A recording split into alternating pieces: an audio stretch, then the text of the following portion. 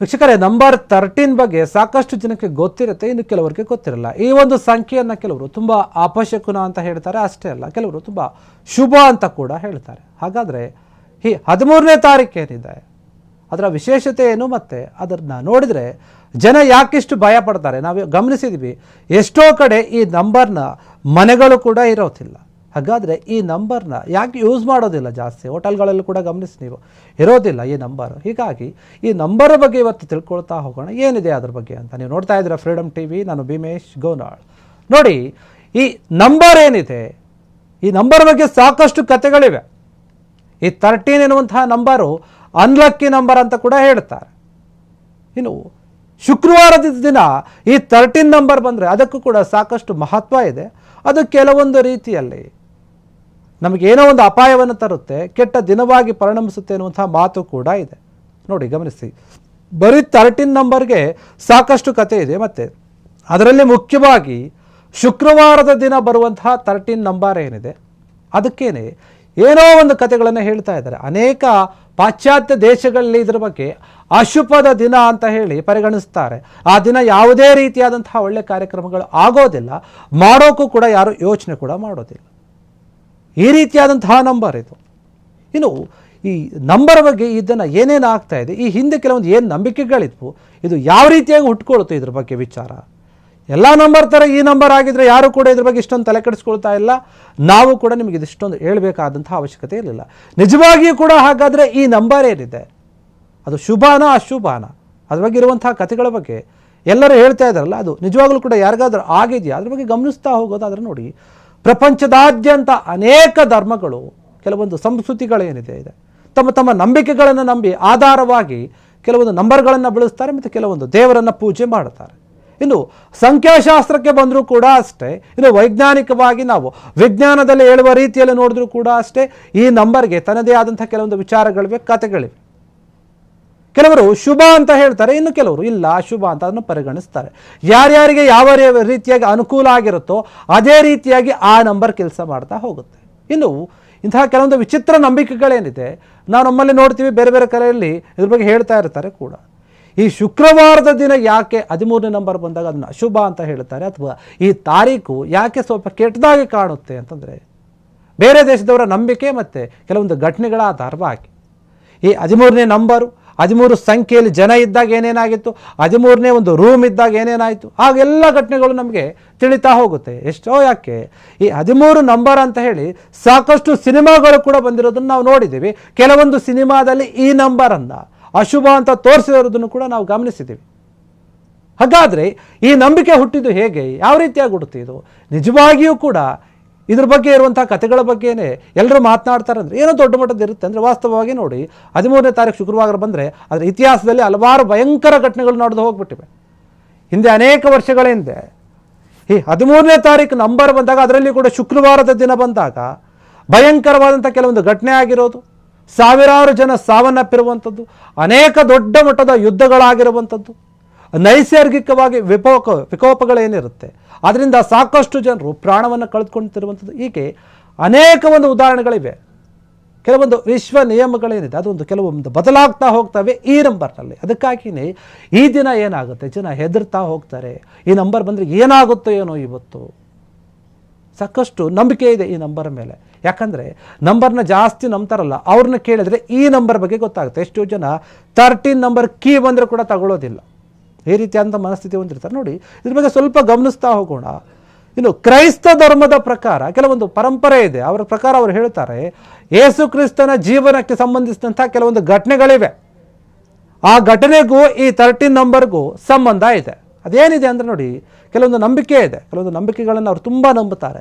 Bible ಕಥೆಗಳ ಪ್ರಕಾರ ಯೇಸು ಕ್ರಿಸ್ತ ಏನಿರ್ತಾರೆ ಅವರನ್ನು ಶಿಲುಬೆಗೆ ಏರಿಸ್ತಾರಲ್ಲ, ಹಾಕಲ್ಪಟ್ಟಂತಹ ದಿನ ಕೂಡ ಶುಕ್ರವಾರ ಆಗಿರುತ್ತೆ. ತುಂಬ ಚಿತ್ರ ಹಿಂಸೆಯನ್ನು ಕೊಟ್ಟು ಶಿಲುಬೆಗೆ ಏರಿಸ್ತಾರೆ ಯೇಸು ಪ್ರಭುವನ್ನು. ಅವರನ್ನೇನು ಶಿಲುಬೆಗೆ ಏರಿಸಿದ್ರಲ್ಲ ಆ ದಿನ ಕೂಡ ಶುಕ್ರವಾರನೇ ಆಗಿರುತ್ತೆ. ಇನ್ನು ಅದಕ್ಕೂ ಮೊದಲು ಏನು ಅವರು ಅಂತಿಮವಾಗಿ ಊಟವನ್ನು ಏನು ಮಾಡಿರ್ತಾರೆ, ಅಂತಿಮ ಭೋಜನ ಅಂತ ಏನು ನಡೆದಿರುತ್ತೆ, ಯೇಸು ಅವರು ಎಲ್ಲರ ಜೊತೆ ಕೂತ್ಕೊಂಡು ಊಟ ಮಾಡಿರ್ತಾರಲ್ಲ, ಅಲ್ಲಿದ್ದಂತಹ ಜನ ಎಷ್ಟು ಅಂತಂದರೆ ಅವರು 13 ಜನ. 13 ಜನ ಪ್ಲಸ್ ಅದು ಶುಕ್ರವಾರ ಬಂದಿದೆ. ಕೊನೆ ದಿನ ಊಟ ಮಾಡಿದ ದಿನ ಏನಾಗಿತ್ತು, ಅವರು 13 ಜನದ ಜೊತೆ ಕೂತ್ಕೊಂಡು ಊಟ ಮಾಡಿದ್ರು. ಆ ದಿನ ಕೂಡ ಶುಕ್ರವಾರ ಆಗಿತ್ತು. ಆ 13 ಜನದಲ್ಲಿ ಒಬ್ಬನೇನಿರ್ತಾನೆ, ದ್ರೋಹಿ ಇರ್ತಾನೆ. ಅವನಿಂದ ಏನಾಗಿರುತ್ತೆ, ಅವನ ಕಾರಣದಿಂದಾನೆ ಯೇಸು ಪ್ರಭು ಏನಿದ್ದಾರೆ ಅವರು ಶಿಲುಬೆಗೆ ಏರೋಕೆ ಕಾರಣವಾಗಿರುತ್ತೆ.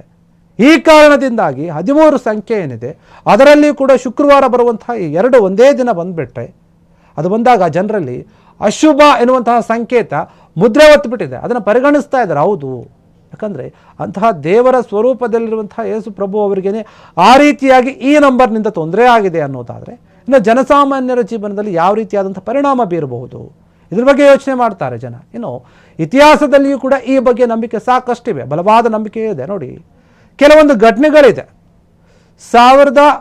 1307 ಏನಿದೆ, 1307ರಲ್ಲಿ ಅಕ್ಟೋಬರ್ 13ರಂದು ಏನಾಗಿರುತ್ತೆ, ಅವಾಗ ಕೂಡ ಶುಕ್ರವಾರ ಬಂದಿರುತ್ತೆ. ಕೆಲವೊಂದು ಹಿಂದಿನ ಘಟನೆಗಳನ್ನು ನೋಡ್ತಾ ಹೋದಾಗ ಆ ಶುಕ್ರವಾರ ದಿನ ಫ್ರಾನ್ಸ್ನ ರಾಜ ಏನಿರ್ತಾನೆ, ರಾಜನ ಆದೇಶದಂತೆಲ್ಲ ಏನಾಗ್ಬಿಡುತ್ತಂದರೆ ನೈಟ್ಸ್ ಟೆಂಪಲ್ ಅಂತ ಏನೇ ಬರುತ್ತೆ, ನೈಟ್ಸ್ ಟೆಂಪಲರ್ ಅಂತ ಏನೋ ಕರೀತಾರೆ. ಅವಾಗೆಲ್ಲ ಒಂದು ಘಟನೆ ಆಗುತ್ತಿದ್ದು, ಆ ಸಂಘ ಕೂಡ ಬರುತ್ತೆ. ಅದಕ್ಕೆ ಸಂಬಂಧಿಸಿದ ಏನಾಗ್ತಂದರೆ ಶಿಕ್ಷೆಯನ್ನು ಕೊಡ್ತಾ ಹೋಗ್ತಾರೆ.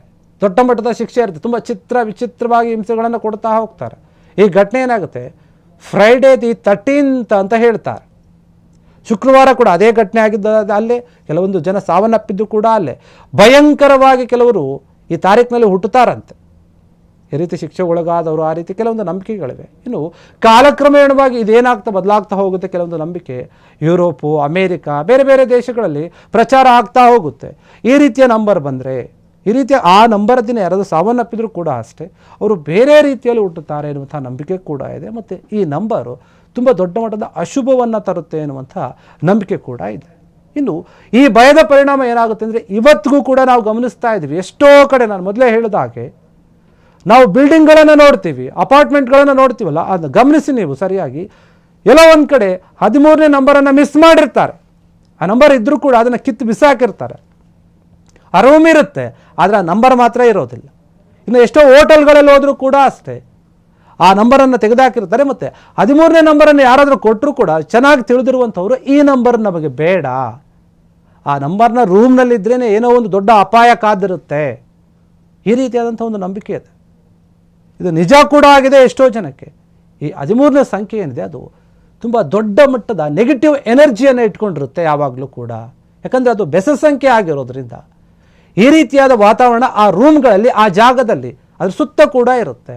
ಇನ್ನು ನಾವು ಆಯಿತು, ಇದನ್ನು ಮೂಢನಂಬಿಕೆ ಅಂದ್ಕೊಳ್ಬೋದು, ಇಂದಿನ ಕಥೆಗಳು ಅನ್ಕೋಬೋದು, ಅದೇನೇ ಇರ್ಬೋದು. ಇನ್ನು ವಿಜ್ಞಾನ ಬೆಳೆದಿದೆ, ತಂತ್ರಜ್ಞಾನದಲ್ಲಿ ಮುಂದೆ ಹೋಗ್ತಾ ಇದ್ದೀವಿ. ಈ ಕಾಲದಲ್ಲಿ ಕೂಡ ಇದೆಲ್ಲ ನಂಬಬೇಕಾ ಅಂತ ಕೆಲವರು ಯೋಚನೆ ಮಾಡ್ತಾರೆ. ಸಂಖ್ಯಾಶಾಸ್ತ್ರದ ಪ್ರಕಾರ ಇದನ್ನೆಲ್ಲ ನಾವು ನೋಡೋದಾದರೆ, ವಿಜ್ಞಾನ ಬೆಳೆದಿದೆಯಲ್ಲ ಮತ್ತು ಗಣಿತ ಬೆಳೆದಿದೆಯಲ್ಲ, ಆ ದೃಷ್ಟಿಯಿಂದ ನಾವು ನೋಡೋಣ ಅಂತ ಹೋದರೆ ಅದರಲ್ಲಿ ಕೂಡ ಅಷ್ಟೇ ವಿಜ್ಞಾನ ಅಥವಾ ಗಣಿತದ ಒಂದು ದೃಷ್ಟಿಯಿಂದ ನಾವು ನೋಡೋದಾದರೆ 13 ಅನ್ನೋಂಥದ್ದು ಈಗಾಗಲೇ ಹೇಳಿದಾಗೆ ಅದು ಒಂದು ಸಂಖ್ಯೆ ಮಾತ್ರ. ಆದರೆ 12 ಏನಿದೆ ಅದು ಪೂರ್ಣತೆಯ ಸಂಕೇತ ಅಂತ ಹೇಳ್ತಾರೆ. ನೋಡಿ, ಯಾಕಂದರೆ ನೀವು ಗಮನಿಸಿ, 12 ತಿಂಗಳಿದೆ, 12 ಗಂಟೆಗಳಿದೆ, 12 ರಾಶಿಗಳು ಕೂಡ ಇದೆ, ಎಲ್ಲವೂ ಕೂಡ 12 ಇದೆ. 12 ಗ್ರಹಗಳು ಅಂತ ಕೂಡ ಹೇಳ್ತೀವಿ. ಇವೆಲ್ಲವೂ ಕೂಡ 12 ಇರುವಾಗ 13 ಅಂತ ಬಂದಾಗ ಅದರ ನಂತರ ಬರುವಂಥದ್ದೇನು, ಅದು ಸಮತೋಲನವಾಗಿರೋದಿಲ್ಲ, ಅಸಮತೋಲನವನ್ನು ಸೂಚಿಸ್ತಾ ಹೋಗುತ್ತೆ. ಈ ಕಲ್ಪನೆಯಿಂದನೇ ಏನಾಗುತ್ತೆ ಅಂದರೆ ನಂಬಿಕೆ ಜಾಸ್ತಿ ಆಗ್ತಾ ಹೋಗುತ್ತೆ, ಅದರಿಂದ ಕೆಟ್ಟದಾಗುತ್ತೆ. ಇದಕ್ಕೆ ಯಾವುದೇ ವೈಜ್ಞಾನಿಕ ಆಧಾರ ಇಲ್ಲ ಆದರೂ ಕೂಡ ಜನರು ಕೆಲವೊಂದು ವಿಚಾರಗಳನ್ನು ತುಂಬ ಗಾಢವಾಗಿ ನಂಬ್ತಾ ಹೋಗ್ತಾರೆ. ನಮ್ಮಲ್ಲಿರುವಂಥದ್ದು ಅದೇ. ಧಾರ್ಮಿಕವಾಗಿ ನಾವು ತುಂಬ ಆಳವಾಗಿ ಇಳಿದಾಗ ಏನಾಗುತ್ತೆ, ಇಂತಹ ವಿಚಾರಗಳನ್ನು ತುಂಬ ದೊಡ್ಡ ಮಟ್ಟದಲ್ಲಿ ಗಮನಿಸ್ತಾ ಹೋಗ್ತೀವಿ. ಸಣ್ಣ ಸಣ್ಣ ತಪ್ಪುಗಳು ಮತ್ತು ನಮಗಾಗುವಂತಹ ತೊಂದರೆಗಳನ್ನು ಏನು ಮಾಡ್ತೀವಿ, ನಾವು ಕೆಲವೊಂದು ವಿಚಾರಗಳಿಗೆ ಹೋಲಿಸ್ತಾ ಹೋಗ್ತೀವಿ. ಹೌದು, ಇದು ಇದರಿಂದಾನೇ ಆಗಿರೋದು. ನಮ್ಮ ಮನಸ್ಥಿತಿ ಅದಕ್ಕೆ ಸೆಟ್ ಆಗಿಬಿಟ್ಟಿರುತ್ತೆ. ಈ 13ನೇ ನಂಬರಿಂದ ನಾವು ತೊಂದರೆಗೆ ಒಳಗಾಗ್ತಾ ಇದ್ದೀವಿ, ಈ ದಿನ ಕೆಟ್ಟದಾಗುತ್ತೆ ಅಂತ ಯೋಚನೆ ಮಾಡ್ತಾ ಇದ್ದಾಗ ಅದೇ ದಿನದಲ್ಲಿ ಏನೋ ಒಂದು ಚಿಕ್ಕ ಪುಟ್ಟ ನಮಗೆ ಗಾಯ ಆದರೂ ಸರಿ, ಏನೋ ಒಂದು ನಮಗೆ ನೋವು ತರುವಂತಹ ಘಟನೆಗಳಾದರೂ ಕೂಡ ಸರಿ, ಏನು ಮಾಡುತ್ತೆ, ನಮ್ಮನ್ನು ಅದರಿಂದಾನೇ ಆಗಿದೆ ಅಂತ ಹೇಳಿ ನಮ್ಮ ಮನಸ್ಸು ಹೇಳ್ತಾ ಹೋಗುತ್ತೆ. ಹೀಗಾಗಿ ಈ ವಿಚಾರದಲ್ಲಿ ಈ ನಂಬರ್ನಲ್ಲಿ ಏನಾಗ್ತಾ ಇದೆ, ಪ್ರತಿ ಬಾರಿಯೂ ಕೂಡ ಅಷ್ಟೇ ಈ ನಂಬರ್ ಸಂಖ್ಯೆಯನ್ನು ನೋಡಿದಾಗ ಎಲ್ಲರೂ ಕೂಡ ಭಯಪಡ್ತಾರೆ. ಅದಕ್ಕೆ ಇದೇ ಕಾರಣಗಳು, ಈ ಹಿಂದೆ ನಡೆದಂಥ ಕೆಲವೊಂದು ಘಟನೆಗಳು. ಇದರಿಂದಾಗಿ ಜನರ ಮನಸ್ಸಿನಲ್ಲಿ ಈಗ ದೊಡ್ಡ ಮಟ್ಟದ ನಂಬಿಕೆ ಕೂತಿದೆ. ಈ 13 ಎನ್ನುವಂತಹ ನಂಬರ್ ಏನಿದೆ ಅದು ತುಂಬ ಅಪಾಯಕಾರಿ ಸಂಖ್ಯೆ ಅಂತ. ಇದಿಷ್ಟೇ ಇದಕ್ಕೆ ಸಂಬಂಧಪಟ್ಟಂತಹ ವಿಚಾರ. ನೋಡ್ತಾ ಇರಿ ಫ್ರೀಡಮ್ ಟಿವಿ, ಇದು ಜನಸಾಮಾನ್ಯರ ಶಕ್ತಿ. ಕ್ಷಣ ಕ್ಷಣದ ಸುದ್ದಿಗಳಿಗಾಗಿ ಫ್ರೀಡಂ ಟಿವಿ ಸಬ್ಸ್ಕ್ರೈಬ್ ಮಾಡಿ, ಲೈಕ್ ಮಾಡಿ ಹಾಗೂ ಫಾಲೋ ಮಾಡಿ. ಹೊಸ ಸುದ್ದಿಗಳ ನೋಟಿಫಿಕೇಶನ್ಗಾಗಿ ಬೆಲ್ ಐಕಾನ್ ಮೇಲೆ ಕ್ಲಿಕ್ ಮಾಡಿ.